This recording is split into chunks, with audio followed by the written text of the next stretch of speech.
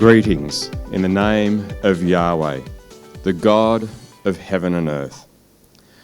My name is Zawkan En-bed. You may have read about me in Genesis 24.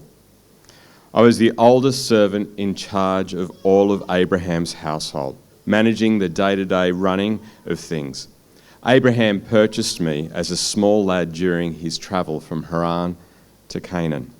So for most of my life, I have lived under the covering of Abraham the Hebrew and also the spiritual leader of the family.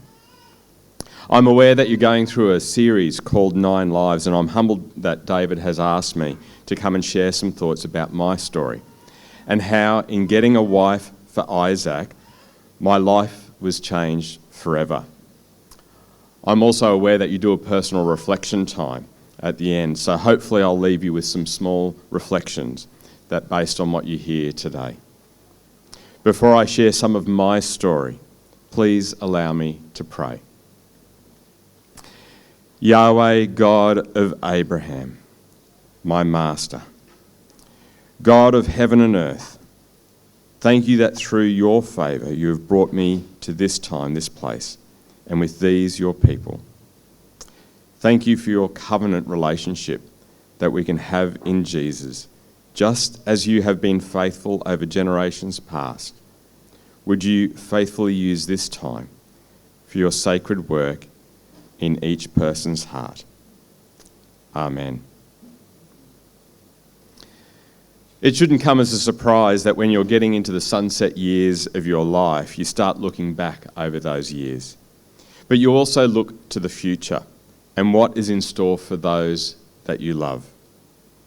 It was certainly true for Abraham. Over the years in Abraham's service, I've seen him do some amazing things because of his faith in Yahweh. At the age of 75, he left his family in Haran, just north of the Turkey-Syrian border, and travelled some 700 kilometres or 430 miles south to Hebron, to the surrounding region in Canaan. It was during Abraham's trip south that he purchased me. And over the next 60 years, I witnessed Abraham's love for his nephew, Lot, his willingness to rally his men to a victorious fight against 4 kings and rescue Lot and his family, and Abraham's generosity and hospitality. Abraham had also shown a preparedness to follow Yahweh even when it hurt. A great case in point is when there was a mass circumcision of all the men in Abraham's household. Over 300 of us were circumcised in one day. Abraham was 99 years old and Ishmael was 13. Makes my eyes water every time I think about it. Whew. Did I tell you about his wife Sarah? She was beautiful. At 89 years of age, she was being hit on by King Abimelech. And that was long before Botox, whatever that was invented. But I digress. A year later, Isaac, the fulfillment of Abraham and Sarah's hopes and dreams, was born. Several years later, Abraham heads off with his Abraham headed off with his son Isaac with a couple of the men to offer a sacrifice. About a week later, we heard back that Abraham was prepared to sacrifice his hopes and dreams in Isaac out of obedience with Yahweh. That is faith. At 123 years of age, Sarah died. Abraham was 133 and Isaac was 33. For several years, Abraham's household, mourned the loss of Sarah. But as Abraham mourned, he also looked to the future, especially Isaac's future. You see, it was in Isaac, in Abraham's seed, that hopes and dreams of a future nation would be fulfilled. So with Abraham, very blessed by Yahweh, and in the sunset years of his life, it was time for Abraham to find a wife for his son. So this day, Abraham calls me over to him, and he says, "Take an oath by putting your hand under my thigh." Now, I knew that this was not going to be some small ask or oath that I'd be taking. Putting your hand up Abraham's robe was well beyond before there was bonds undies were around. Abraham was asking me to take an oath while holding his genitals. Now, believe it or not, this is not something that we would do every day. It was not some casual form of greeting. I would have been happy to do the whole handshake thing, but for Abraham, this was a once-in-a-lifetime sort of an oath that he was calling me to take. Abraham said to me, "Swear by Yahweh, the God of heaven and earth, that you will not allow my son to marry any one of these local Canaanite women. Instead, go to my homeland, my relatives, and find a wife for Isaac." Now, before I was popping my hand anywhere like that, I wanted to know more about what I was agreeing to. So I asked, so what if I can't find a woman who is willing to travel that far from home? Should I take Isaac there to live among his relatives in the land that you came from? Abraham was adamant. No, be careful never to take my son there. After all, Yahweh, the God of heaven and earth, took me away from that place, that land of my past, and placed us in this land, the land of our future. So to go back with Isaac would be undoing all that God has done for us. Abraham said to me, "God will send his angel ahead of you, and he will see that you will find a wife for my son. If she's unwilling to come back with you, then you're feel free to take, you're free from this oath of mine, but under no circumstances are you to take my son there." So I took an oath by gently cupping Abraham's genitals and swearing to follow his instructions. After washing my hands, I loaded up 10 camels with all kinds of expensive gifts from Abraham. And over the next month, I, along with the 10 camels and the camel drivers, travelled north to the region of Haran in Mesopotamia, where Abraham's relatives in Nahor lived. We arrived just on evening and near a well, and the local women who would come were drawing water from that well. It was located just outside of town, so I knew that this would be a good place to rest up and find lodging for that night.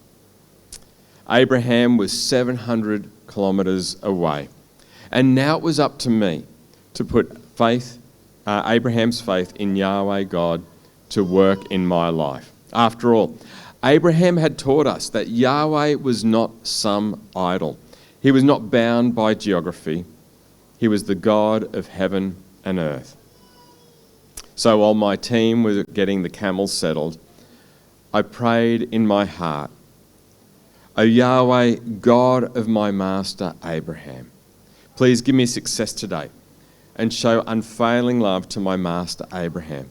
See, I'm standing here beside this spring, and the young women of the town are coming out to draw water. This is my request. I'll ask one of them, please give me a drink from your jug. And if she says, yes, have a drink and I'll water your camels too, let her be the one that you have selected as Isaac's wife. This is how I will know that you have shown unfailing love to my master." Before I knew it, I saw this young woman of around 12 to 14 years of age coming out with a jug of water on her shoulder. She was very beautiful and of marriageable age. She went down to the spring and filled her jug and came up again. Taking a deep breath, I ran over to her and asked for a sip of water from her jug. She obliged without hesitation. "Yes, sir, and have as much as you want." She quickly lowered her jug. No sooner had I drunk that she also offered to draw some waters for my camels too. Now you may not know this, but 10 thirsty camels can each drink 200 litres of water in a matter of minutes without getting brain freeze. So you should have seen this young girl run. running back and forth again and again, filling the trough, trying to keep up with the camels, thirsty for more. I watched her wondering, well, she did what I'd asked God for her to do. But I wonder, is she from Abraham's family? And would she be willing to leave her family home, probably never to see them again, to marry someone that she has never met? Yahweh, is she really the one? After some time, when the camels had gotten their fill of water, this girl had caught breath, and then I took out a 5-gram gold ring for her nose and 2 100-gram bracelets for her wrists, probably worth around $1,000 or so. I just had to know.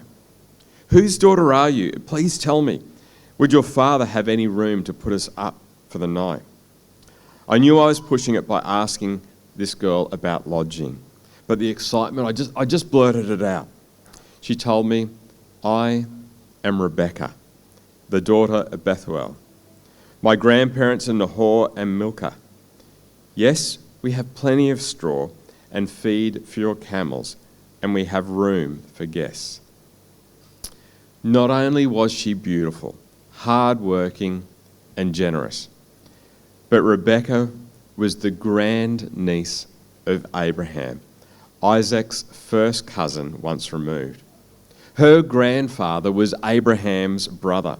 I mean, seriously, of all the women that could have come out, she could have been old, lazy, looked like she was dragged backwards through a hedge.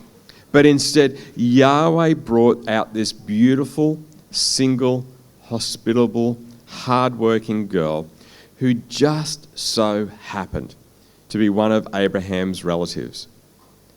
Bowing down to the ground, I declared, "Praise Yahweh, the God of my master Abraham. Yahweh has shown unfailing love and faithfulness to my master because he has led me straight to my master's relatives." Hearing my prayer and that I worked for Abraham, Rebekah was off again. She took off running all the way home to tell her family everything that had happened. A few minutes later, Rebekah's brother Laban ran out to meet me as well. No doubt he was impressed with the bit of bling that I'd given Rebekah, but also that I'd worked for Abraham. Keen to have us stay the night with his family, he'd already started getting rooms prepared and provisions ready. We got ourselves settled in, the camels fed, the bedding ready for the night, and then the camel drivers came with me and we got washed up, ready for dinner. Laban's family had shown such generosity, such generous hospitality. But there was no way that I could sit down and eat before I'd shared with them about what had brought me to their home on that night. So with the smell of freshly cooked food filling the air, the flickering silhouette of the shadows of faces on the walls, I asked my host to indulge me for just a little while so I could tell them why I was there. I am Abraham's servant, and Yahweh God has greatly blessed my master. He's become a wealthy man, and Yahweh has given him flocks of sheep and goats, herds of cattle, a fortune in silver and gold, and many male and female servants and camels and donkeys. While Sarah and my master's wife was very old, she gave birth to my master's son. And my master has given him everything that he owns. And my master made me take an oath. Now, remember, we were sitting down to eat, so I wasn't going to go into the detail about where I'd place my hands because we were about to eat with our fingers, and I didn't want that to scar them. So anyway, where was I? That's right. So I said, Abraham said to me, "Do not allow my son to marry one of these local Canaanite women. Go instead to my father's house, to my relatives, and to find a wife for my son there." But I said to my master, "What if I can't find a woman who's willing to go back with me?" And he said, "Yahweh, in whose presence I live, will send his angel ahead of you and will make your mission successful. Yes, you must find a wife for my son amongst my relatives, from my father's family. Then you will have fulfilled your obligation. But if my relatives and they refuse to let her go with you, then you will be free from my oath. You see, to not take Isaac was to also make sure that Isaac would not be offended on such a delicate mission. So today, I came to this spring and I prayed to Yahweh God, the God of my master Abraham, please give me success in this mission. See, I'm standing here beside this spring. This is my request. When a young woman comes to draw water, I'll say to her, please give me a little drink of water from your jug. And if she says yes, and have a drink, and I'll draw water for your camels too, let her be the one that you have selected to be the wife for my master's son. And before I'd finished praying in my heart, I saw Rebekah coming out with her water jug on her shoulders. She went down to the spring. She drew water. So I said to her, please give me a drink. She quickly lowered her jug from her shoulders and said, yes, have a drink, and I'll water your camels too. In the soft light, as I told my story, I could see the look of pride over Mum's face. She'd brought her daughter up well. So I drank, and then Rebekah watered the camels. Then I asked, whose daughter are you? And she replied, I'm the daughter of Bethuel, and my grandparents are Nahor and Milcah. So I put a ring in her nose and a bracelet on her wrist. Then I bowed down and worshipped Yahweh. I praised Yahweh, the God of my master Abraham, because he had led me straight to my master's niece to be his son's wife. And then taking a deep breath, I just had to put it out there to the family. So tell me, will you or won't you show unfailing love and faithfulness to my master? Please tell me yes or no, and then I will know what to do next.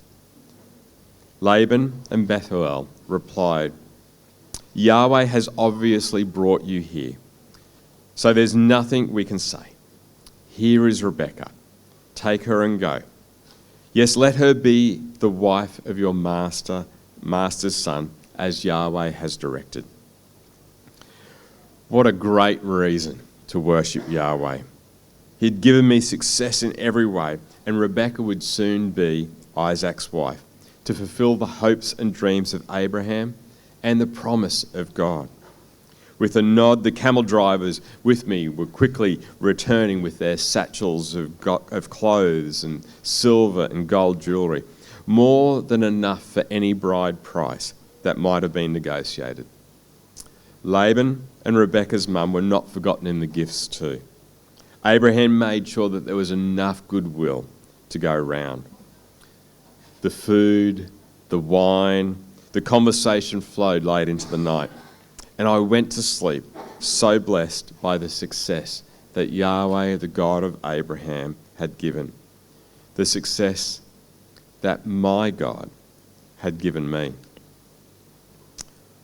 For almost 5 weeks, I, along with my men, Rebekah and Rebekah's childhood nurse, Deborah, travelled back on the faithful camels to where Isaac was now living, in Beer Lahai. There, Isaac took Rebekah to be his wife, and he loved her to the end of his days. Now, for many of you who hear this, it can be a great encouragement about the fulfillment of hopes and promises. And this is so very true. But as I reflect on those few months, it was a faith-changing event in my life. You see, in all the years leading up to it, I'd lived under the covering of Abraham's relationship with Yahweh, in the shadow of Abraham's faith. But it was in taking that oath and making the journey to find Rebekah, which changed me. And it changed my relationship with Yahweh, the God of heaven and earth. You see, it was never going to be enough to live vicariously through Abraham's faith. He'd shown me what faith in Yahweh looked like.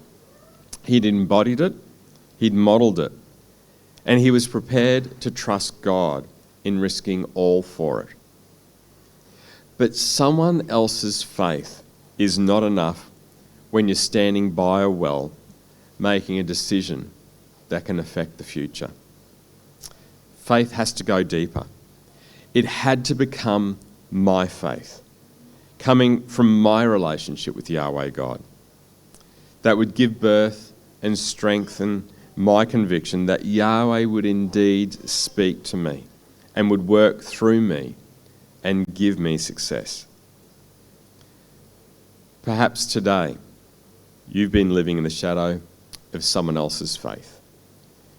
Perhaps today it's time to step out of those shadows and place your faith in Yahweh God and allow him to speak to you, to lead you, and to be at work through you. Please allow me to pray again. Yahweh God, God of Abraham, Isaac, Jacob, God of ages past, God of heaven and earth, we thank you for your faithfulness. We thank you for those who have been influential in our faith. But help us not to live vicariously through other people's stories, other people's narrative, other people's lives. May they and their faith in you inspire us, but may we live. May we live in a personal relationship with you that reflects a deep and rich faith in you. May it be our faith. May it transform our lives as we step out in obedience to you. Amen.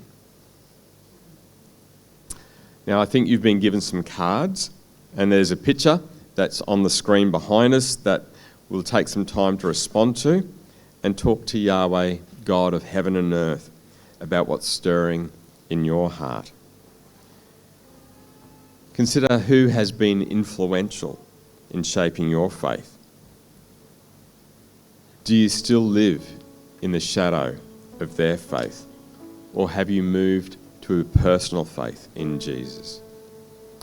And as you look to the year ahead, where might God be calling you to step out in faith? As some music's played, I encourage you to take some time to respond to Yahweh, God of heaven and earth. God bless you.